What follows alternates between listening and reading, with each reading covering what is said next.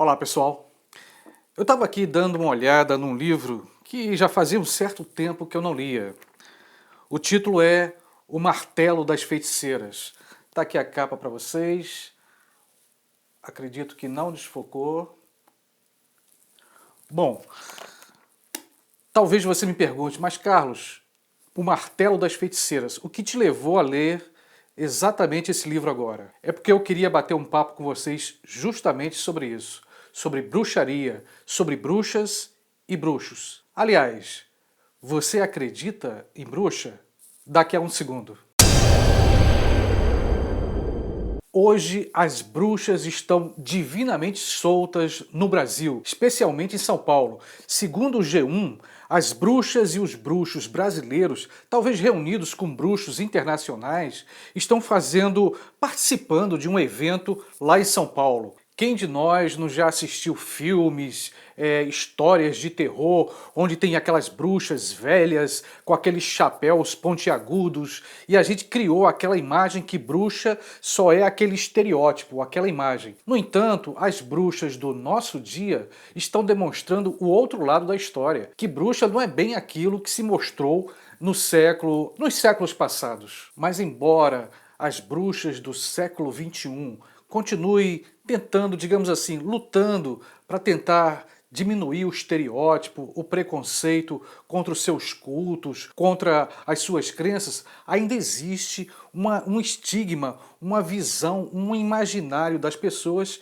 que bruxa é coisa do passado, mas se são coisas do presente, elas são sempre voltadas para o mal. Mas por que as bruxas foram pintadas com essa alegoria, com essas características negativas? Por que as bruxas e os bruxos sempre foram associados às coisas malignas, associadas ao próprio diabo? E aqui, gente, nós temos que fazer um brevíssimo recorte histórico, bem rapidamente. Nós sabemos que lá naquele período da Idade Média, lá na Europa, alguns países da Europa chegaram ao ponto de achar que todas as mulheres, ou pelo menos uma parte dela, que tivesse alguma prática estranha, eram consideradas bruxas. E naquela época, a Igreja Católica não perdoou as mulheres, principalmente as mulheres que tinham um comportamento um pouco estranho do restante da maioria. Ai de uma mulher que fizesse um chazinho e curasse a vizinha, e depois essa vizinha ficasse com raiva dela e dissesse: ah, ela me curou com um chá, com ervas estranhas. Pronto. Era o suficiente para se chamar um padre ou um exorcista e interrogar essa mulher, até que ela caía na mão da Santa Igreja, da Santa Inquisição, e então ela era interrogada, humilhada, torturada, passando por uma série de torturas terríveis e quase sempre acabava na fogueira. Durante um certo período da Idade Média, o cristianismo não perdoou, aliás, não perdoava qualquer outra prática que não fosse de acordo com os padrões, com os ritos, com os rituais da igreja cristã. Qualquer comportamento dito anormal, estranho, já era considerado satânico, logo suspeito de bruxaria. Foi um período onde o olhar da igreja, o olhar do cristianismo, perpassava todos os lugares, vigiava as pessoas, e qualquer comportamento um tanto estranho já era considerado uma coisa demoníaca, já era considerado uma bruxaria. Milhares de mulheres, talvez milhões, e alguns homens também acusados de bruxos, foram lançados na fogueira, acusados pela Igreja Católica.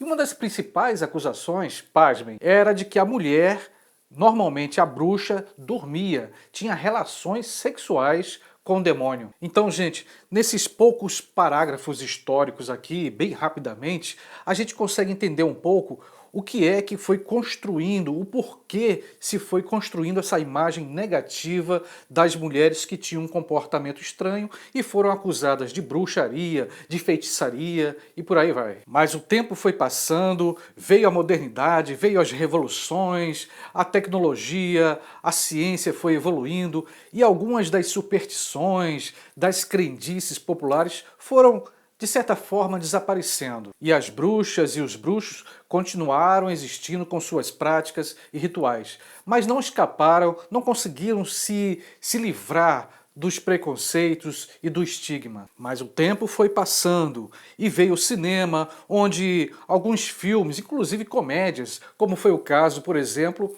na década de 60, onde houve uma série chamada A Feiticeira, onde era uma mulher comum, com a família, e uma moça boa, que não tinha nada daquela coisa da velha, da verruga do nariz. Não, era uma mulher bonita, que era, se eu não me engano, Elizabeth Montgomery, que fazia justamente o papel dessa feiticeira boazinha. Junte-se a isso uma literatura que foi chegando até nós, década de 70, 80, 90, uma literatura que, de certa forma, foi mostrando as novas feiticeiras, os novos bruxos, que não tinham mais aquele perfil negativo pintado pela Igreja Católica. De todo modo, a gente não pode esquecer que foram anos e anos, séculos de perseguição a essas pessoas. Foram séculos de estigma sobre essas mulheres. Logo, é difícil tentar achar, seria infantilidade, achar que mesmo hoje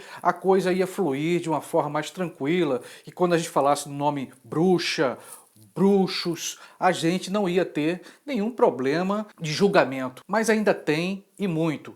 Mas as coisas estão caminhando ainda e essas pessoas continuam ainda cultuando, acreditando nos seus deuses e nas suas práticas ritualísticas. Mas, gente, como eu sempre coloco para vocês, não importa se seja um monge budista, um pastor, um padre, um xamã, não importa. O importante é que cada um possa ter a sua prática religiosa sem o outro achar que aquilo não é verdade, que é uma farsa. Não, que cada um faça e siga os seus rituais, os seus cultos, acredite nos seus deuses. Não dá mais para a gente conviver com intolerância religiosa. Quando eu falo aqui em intolerância, eu não estou nem me referindo apenas os religiosos. Recentemente teve um grupo de ateus que rasgou a Bíblia no encontro de ateus. Eu sou terminantemente contra esse tipo de prática. Ora, se o cara não acredita em Deus, respeita quem acredita em Deus. Da mesma forma, quem acredita em Deus, respeite aquele que não acredita em Deus. Por que é tão difícil para as pessoas a convivência com as diferenças? Por quê? Eu confesso a vocês, gente, que achei até legal essa divulgação no G1, um site de notícias bastante conhecido a nível nacional. Eu acho legal para que as pessoas vejam que há outras alternativas de cultos no Brasil, mas também para que as pessoas possam se tocar, poxa, tenho a minha religião, e outros têm religião, e existem seitas, então as pessoas vão colocando seitas, nome de seita, de religião. Bom, não importa.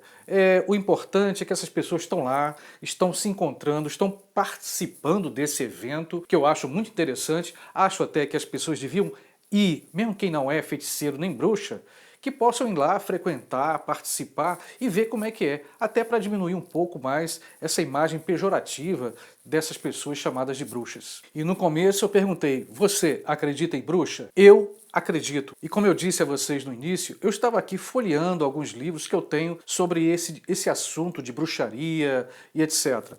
E eu peguei justamente esse livro, O Martelo das Feiticeiras. Ele foi escrito por dois padres inquisidores na Idade Média. O Papa quis que essas pessoas escrevessem uma espécie de manual para tentar descobrir quem era bruxa, quem era bruxo, para tentar descobrir as características de uma mulher que fosse bruxa. Então esse livro, de certa forma, é um livro raro, por sorte eu descobri lá no sebo, é um livro onde os padres depois começaram a se basear nele, os exorcistas, para poder caçar as bruxas. Então eles chegavam no lugar, abria esse livro, um manual, tá? Era um manual, então aqui diz que a mulher dormia com Satanás, então qual é as características?